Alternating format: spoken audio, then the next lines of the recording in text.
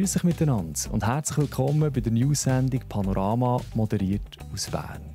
Heute in der Sendung haben wir für euch die Spezialisten von der Konzept Weiler AG. Sie sind definitiv nicht auf dem Holzweg. Ist der Bahnhof Bern ein Hotspot der Drogenszene? Wir fragen nachher. Und wenn es alltägliche olympische Disziplinen gäbe, in welcher wäret ihr da am besten? Wie baut man Häuser, die nicht nur schön aussehen, sondern auch ins Dorfbild passen? Mit dieser Frage beschäftigt sich auch die Konzept Weiler AG.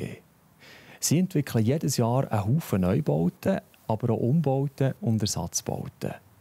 Und für das am Schluss der Gesamteindruck stimmt, müssen da ein Haufen Details beachtet und am Schluss eben auch umgesetzt werden.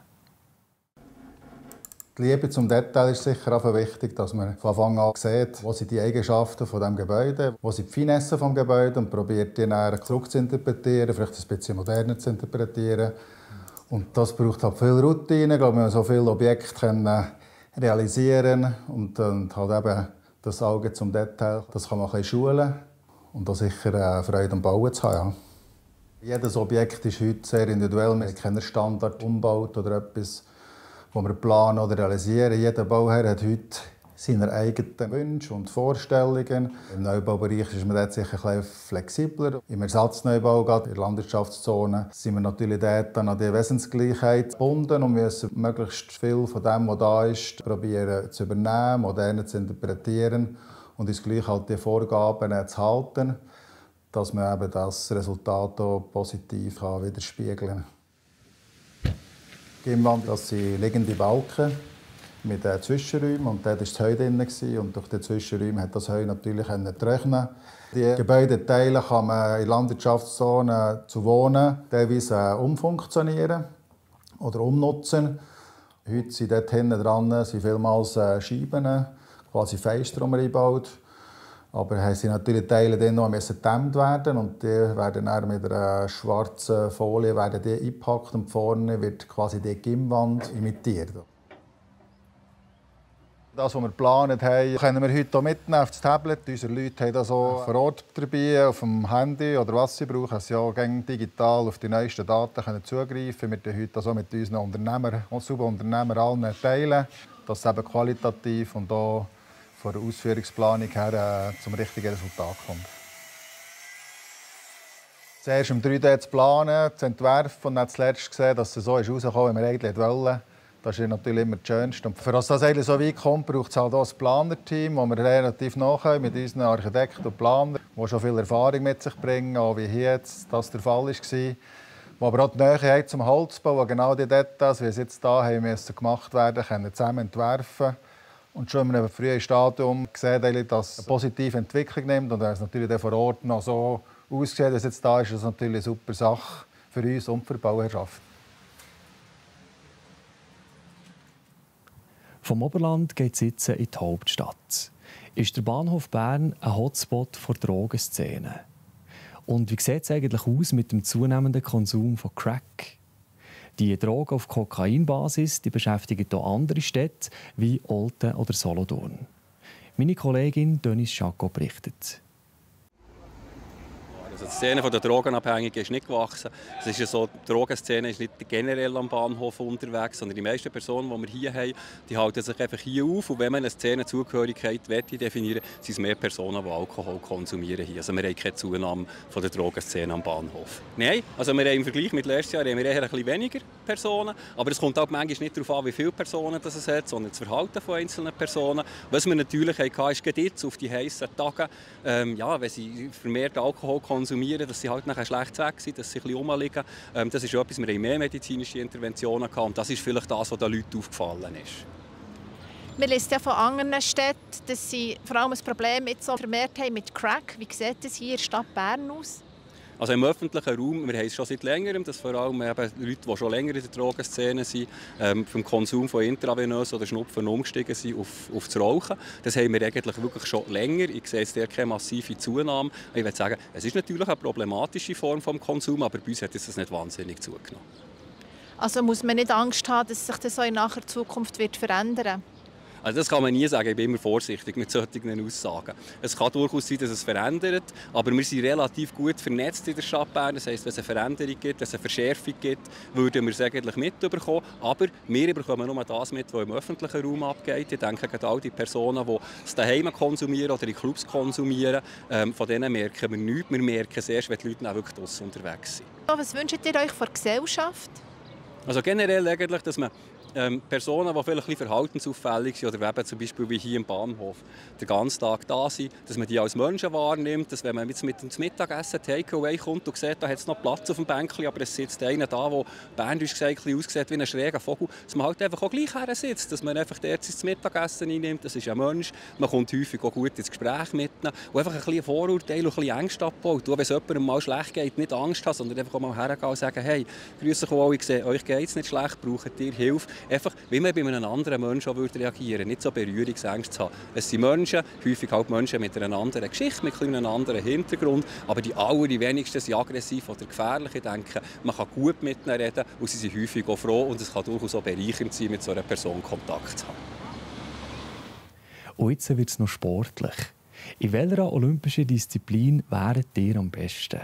Und da ist jetzt alles gefragt, also von spät kommen über Glätten bis zur Mathematik. Eine spannende Frage, die meine Kollegin Nina Häusli den Bernerinnen und Bernern stellt.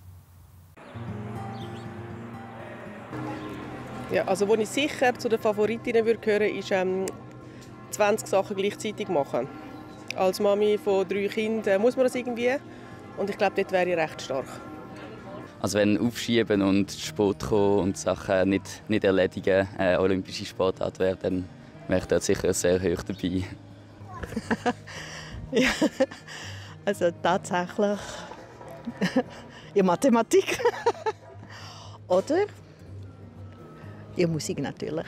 Die 2 Sachen. Also Fußball wäre meine olympische Disziplin. Ich habe sehr, sehr lange selber Fußball gespielt und vielleicht, wenn ich 25 Jahre jünger wäre, dann hätte ich noch mal eine Chance. Also Sport, wenn ich könnte, würde ich glaube alles schauen. Das ist ein bisschen blöd mit dem Arbeiten, jetzt kommt man so inzwischen.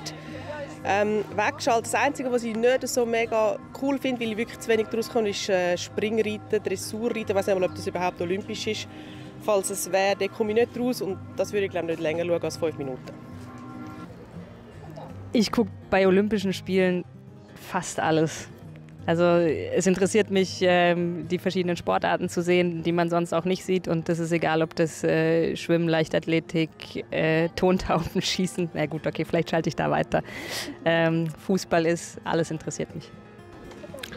Ein ganzer Haufen. Eben sicher Bike, das ist spannend. Aber nein, auch Leichtathletik gucke ich gerne. Ein ganzer Haufen.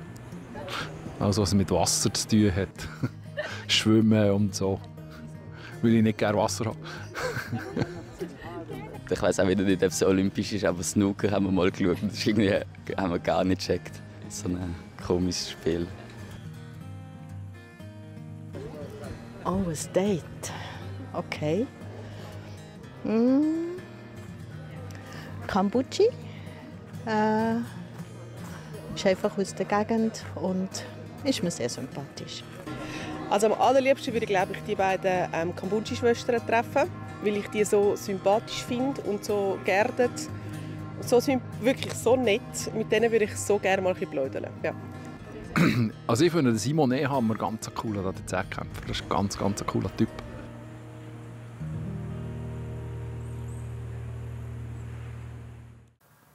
Das war es für heute. Jetzt erwartet ihr noch einen genauen Blick auf das Wetter mit unseren Kollegen von Meteo News in ein paar Sekunden. Und mehr spannende Artikel findet ihr auf unserer Webseite plattformj.ch. Schön, habt ihr reingeschaut. Macht's gut. Das Wetter wird euch präsentiert von Made in Bern.